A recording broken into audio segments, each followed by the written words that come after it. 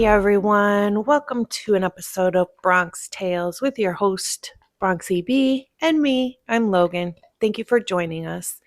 So, I wanted to talk about one thing today, and that is going to be I want us to think about the investigation and where it started.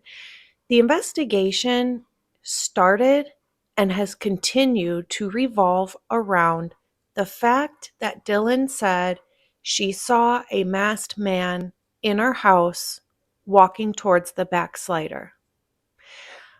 I want us to take a moment and look at everything else around that without that ever being said.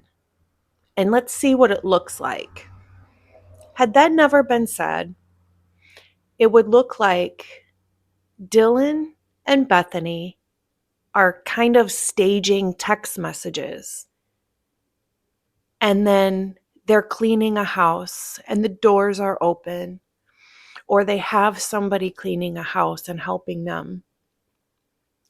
And then 8 hours go by, and then they make this strange 911 call. Photos are taken and deleted. You're on social media. It looks like a setup or very much staged. This entire investigation has been based on and surrounded by the fact that Dylan said she saw a masked man in her house walking towards the backslider. This entire investigation is based off of that. Number one, why are we just taking her word? Why is law enforcement just taking her word and basing this entire investigation off of that?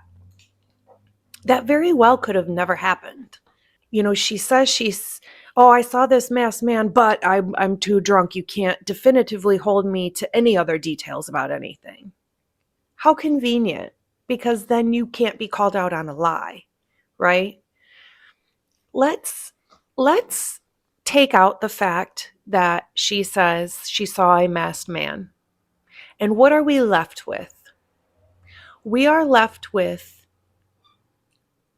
the two roommates that are alive only communicating with each other, because after 4:31 in the morning, Bethany never reaches out to a live roommate again. At 7:30, Bethany starts very clearly trying to specifically get a hold of her dad, not her mom, her dad. We have messages between the two that are really off, and they could come across as staged, right? And I'll keep thinking, we don't have this, she saw a masked man. We're just going off of these text messages back and forth. What's going on? I don't know. Let me jump on social media, right? And then we have a cleanup because officers didn't find prints and stuff like that until the second processing of the crime scene, and they had to use a chemical to find it, right? So we've got a cleanup. We've got doors wide open in the house. It would have been freezing in there. Literally, you have your only two doors to the house open for hours and hours, 8 hours. And it was 28 degrees in there. There is no way that these two girls are in the house for hours on end when it's 28 degrees pretty much inside your house now. And then we've got an entire 8 hours of other people finding out before the 911 call, calling parents, taking videos, deleting videos. And then we've got this really strange 911 call. I want to take a second and reverse the roles. Let's say Ethan is the only one who wakes up that day, and all of his housemates are unalived.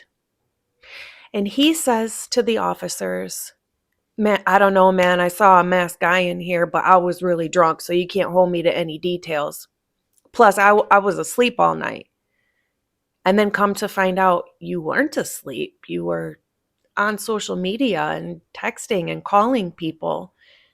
And then there was 8 hours, and there's a crime scene staged in cleanup. And then he makes a really strange 911 call. If the roles were reversed, he would be in jail right now because none of that adds up and that looks extra suspicious. Why are we just taking the word of this one roommate? This very well could have been a prank gone wrong, right? Bethany had eyes on Ethan and Xana at the Sigma Chi and after that. And then Dylan was at home and had eyes on the other two, Maddie and Kaylee. Who's to say this wasn't just a setup? Shit went wrong and the roommates booked it. Because I'm telling you right now, they weren't sitting in that house with all those doors open at 28 degrees for hours on end. And then whoever did that, maybe it was supposed to be a prank and it went wrong and they booked it. And the people who did the unalivings cleaned up the crime scene and then they came back and saw that it was not what it was supposed to be. But now they're going to be in trouble because they participated in the setup of what they thought was a prank. It's really possible. It really is, because how it looks now in the investigation, we're just going off of the word of Dylan saying she saw a masked man. Had that never had happened, I don't think the investigation would have ever left that house or that circle. Bethany was very, very clearly trying to get a hold of her father at 7:30 in the morning. She called her dad. She called her mom. She called the house phone. No answers. Her dad finally called her back 39 minutes later. She obviously talks to him. And then her mom tries to call her back and she doesn't answer because the person she needed to speak to was her dad. Because who do you call when some shit hits the fan and you need physical help? You're going to call your dad. So they knew what was going on then at 7:30 in the morning. And that's why you've got friends then at 9 o'clock saying, hey, do you need me to come pick you up? Because everybody knew. So why are you making this phony 911 call like you're just finding out right then? There's a lot of lies based on the roommates that are surrounding the roommates. And it makes me feel like it's really possible it was a prank gone wrong. But I just want to say that if the roles were reversed and Ethan had woke up to this and gave the same details that Dylan did, he would be in jail right now. Because all of that sounds just suspicious and phony. I want to take a look at this video by Pavarotti. I hope he does not mind that I use his content. And it just explains how it's very possible that the roommates weren't even there. And that would explain all the doors being open. And everybody remembers this screenshot, and you can see it's timestamp 156, and this is supposed to be after Eric G has driven through here, and he's now dropping off Maddie and Kaylee. So that vehicle on camera at 156 could not be Eric G, but the camera shot of the vehicle at 158 that Mark is showing is absolutely, in my humble opinion, Eric G leaving from dropping off Maddie and Kaylee. And that is profound because look at what he showed us. He pointed out that this vehicle at 158 that I believe is the Eric G vehicle leaving has a bright front headlight and a dash for a rear tail light. Very distinctive on this vehicle. And then at 2:13, he confirmed he was driving, so he would finish up his business at Taco Bell and then drive over to pick up Dylan. And is there evidence that would suggest that happened? All right, so we'll see. There's the headlight right there. It's going to come across right at 2:25. There it goes in 47 seconds. Now let's watch this again in slow motion and look at the bright front headlight and the dash for the tail light. It is the same exact vehicle that dropped Kaylee and Maddie off. It's just like we would expect. And then if that's not enough proof for you, exactly at the time we would expect to see, I want you to look right here and you'll clearly see the headlights on the trees light up as it pulls in front of the King Road residence. Let's see, where is it at? There it comes. There you go. And then the headlights dissipate as it parks. 2:26 and 29 seconds. So now we would expect to see it go back across Linda Lane within a few minutes. So less than 3 minutes later, here it goes, and there goes right there. There goes Dylan and Eric G at 2:29 and 48 seconds. But now let's watch again in slow motion, and you're going to see that same dash tail light just with a brake light above it. Look at that. Same vehicle, Eric G leaving with Dylan. Next, we've got DM creates a new contact on her phone. Well, this report lists an enormous amount of phone activity for DM that night and that morning.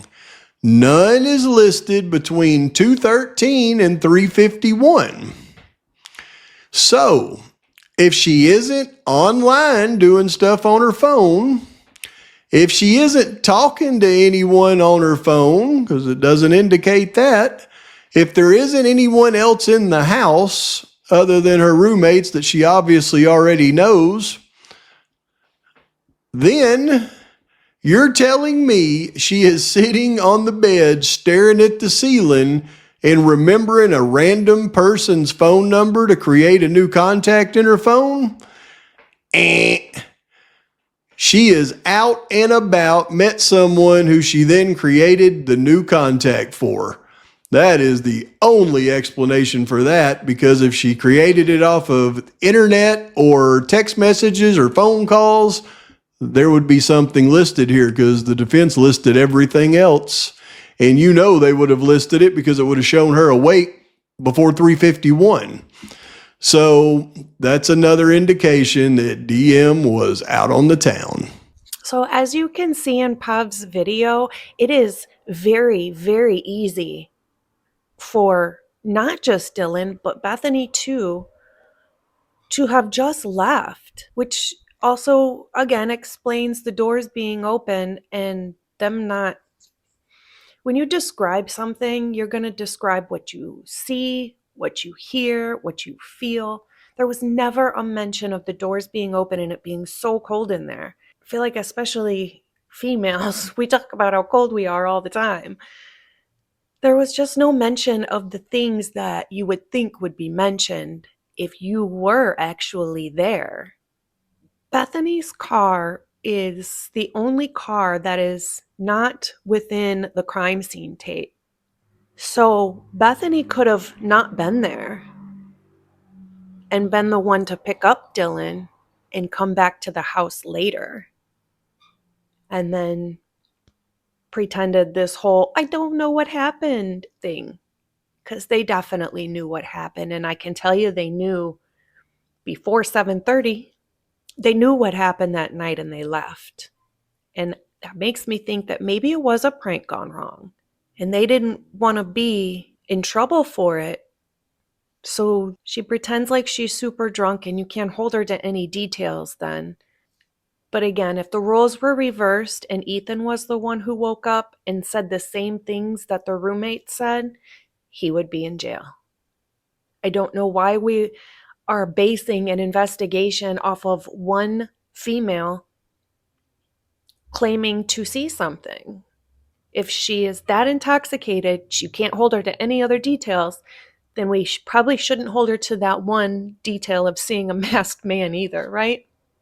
And the fact that Bethany called Dylan first and not the other way around makes me feel that they were both in on whatever was going to happen, whatever was planned or supposed to happen. Maybe it went wrong. They both knew, and they both staged the text and then booked it. It's just something to think on, just trying to kind of go back to the beginning and think like, okay, what if this changed? What else would make the rest of the case change? What if this was different? What if we took this out? And kind of going through things that way instead of getting stuck in one spot and focusing on one thing. I just kind of want to go back to the beginning and see, well, if we change this, what else changes? What else could it be? Because we do know that being dishonest is something that we've seen from the roommates already. So I wouldn't put it past them for a lot of other things to be untrue. Anyways, just trying to think outside the box and maybe look at some of the things that are glaring in our face that we've just taken as fact and trying to remove them because they possibly could not be fact, and then see where it takes me. Anyways, that's what we have for you today.